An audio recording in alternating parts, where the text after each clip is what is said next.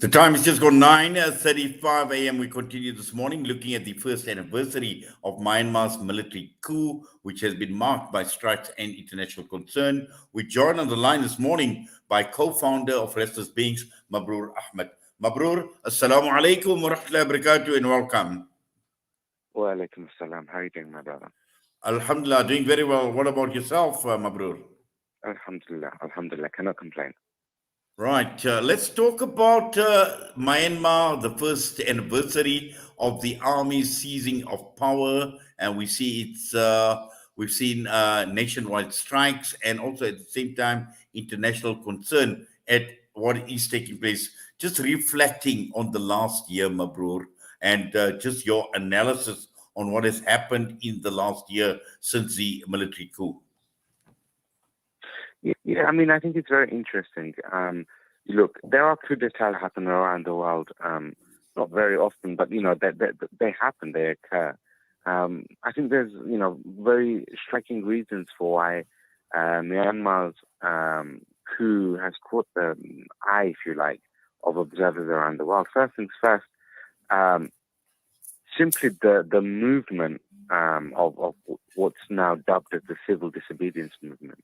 The movement by young people, by the civil society, if you like, against the government was simply it was nationwide. It was fully backed by the general population. It's been going on for a year. The resistance, if you like, to the military is as strong as ever.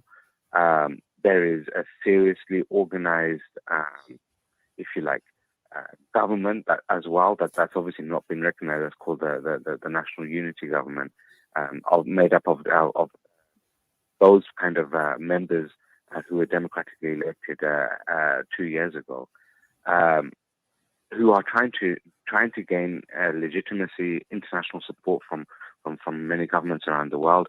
But of course, the military is crushing in every single way.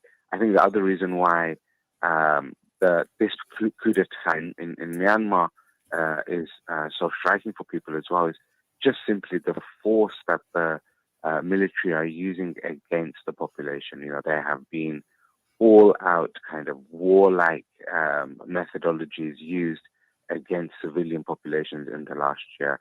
It's the same army, it's the same military that committed the genocide against the Rohingya.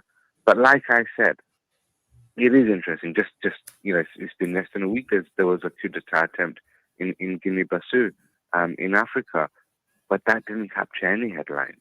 And so there is, a geopolitical interest in Myanmar, and that's obviously because Myanmar is in the back pocket of, if you like, of China, and there is interest from major players around the world, US, UK. Of looking to exploit the mineral resources that Myanmar has as well. And I think at times the reasons why we're talking about Myanmar more than we talk about other countries who are experiencing coup d'etats or violence is simply because of the geopolitical interest within that area, as opposed to it being particularly worse than anywhere else. Yes, and also, Mabrur, talking about geopolitical interests, but also the hypocrisy surrounding the geopolitical interests, because on the one hand, we find that the United States talking about imposing sanctions on Myanmar's officials, and they've applied that to some of the top military officers. But when we're talking about sanctions, we're not talking about sanctions against Myanmar itself. And this is where I'm trying to wrap my mind around as well, the hypocrisy of these powers that be. We know China's position, but when you look at the United States of America, aimed at targeted at specific individuals rather than looking at the country as a whole. Well, absolutely. I mean, you see the same thing in terms of the way sanctions are used in Iran, for example, or how sanctions are being used as a threat in Russia right now. There is a full genocide taking place with famine, a man-made famine induced in Ethiopia, in the Tigray region, and there's hardly any talk of any sanctions taking place. And so, yeah, absolutely, there is such hypocrisy in the use of sanctions. But I think also we have to look at, something like sanctions is systematically problematic. The idea that one nation can punish another nation with economic or some sort of reprimand, in and of itself is probably an issue, because it's obviously not a fair and equal playing field across the world. Um, everything is staunchly capitalist in its approach, and I think that's probably the reason why we're seeing, when everything is so much focused on the growth of capital, it's probably the reason why we're seeing an uptick in violence around the world, because the intention of administrations and governments is more on capital growth as it is on human growth, and so therefore human misery becomes a commodity which can be traded, and we see that. We've seen that in Myanmar oftentimes.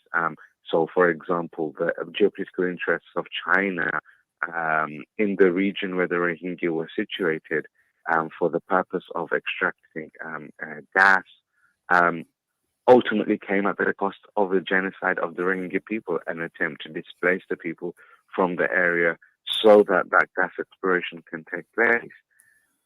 I mean, if that is really not the cost of human misery in exchange and in return capital growth, I really don't know what is. Yes, and also an organization like the United Nations, which is important, seeing all of this playing out. And I know they've issued a statement talking about the deepening human rights and humanitarian crisis, the rise in poverty, and the like as well. But looking at it at a global level, once again, important on the part of the UN to act even against countries like China as they pursue And their I mean, interests, and also I think sorry, I think Mabrur. using the word I think using the word impotent is being very friendly and very kind to to the UN. I don't think it's harsh enough. Impotent suggests that they're unable to do anything. I think that what we're really looking at with the setup of the UN is an enabler. They are probably enabling some of these atrocities around the world to take place. For example, again, look at Israel, look at Palestine, for example. There's been countless numbers of resolutions that the UN has supposedly passed, and yet not only are they unable to do anything, actually they enable for action that the Israelis take against the Gazans and the Palestinians by simply having the right to veto by five of the superpowers or the Security Council members around the world. And so I think again, when you're talking about violence and you talk about the exchange and the transactional value of violence, the UN is actually set up to enable that to happen, as opposed to to oppose it. And that the reason why it's set up to enable is the Security Council veto. So if you've given the veto to the five most powerful, most economically strong economies around the world, of course they're going to always act in their best interest and veto anything which might come in the way of potentially upsetting that.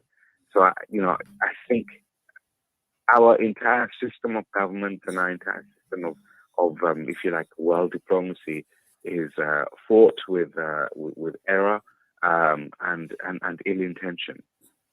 Yes, and as long as this attitude continues next year, this time, today we're talking about the first anniversary. On the second anniversary, you and I will be having exactly the same discussion, because the Myanmar military will still continue in their own merry ways in terms of being brutal, in terms of suppressing their population, and also when one looks at the plight of the Rohingya, that the status quo will still continue remaining, Mabrur.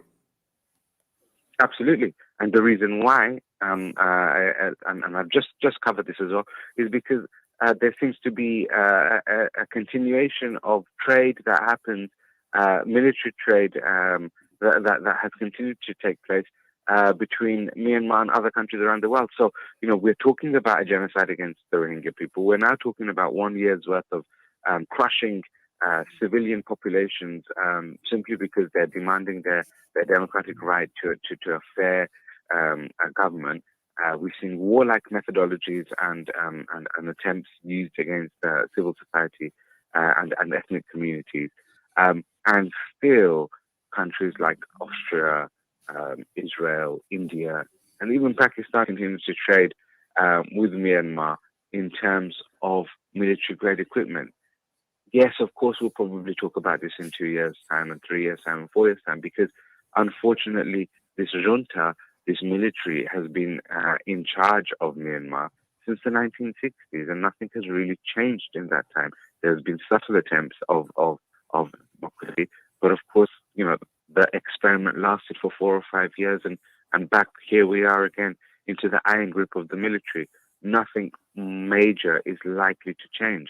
And unfortunately, what that means is that people will continue to suffer. Well, Mabrur, as always, we appreciate you taking time out. We say Jazakallah khairan to you, and we wish you all the best, inshallah. Once again, we thank you for taking time out, talking to us here on Salam Media on News and Views. Assalamu alaikum wa rahmatullahi wa barakatuh. Wa alaikum assalam. Thank you, brother. Mabrur Ahmed on the first anniversary of Myanmar's military coup, which has been marked by strike and watered down, I would say, international concern, not strong enough. Mabrur Ahmed is the co-founder of Restless Beings. Approximately 785 million people in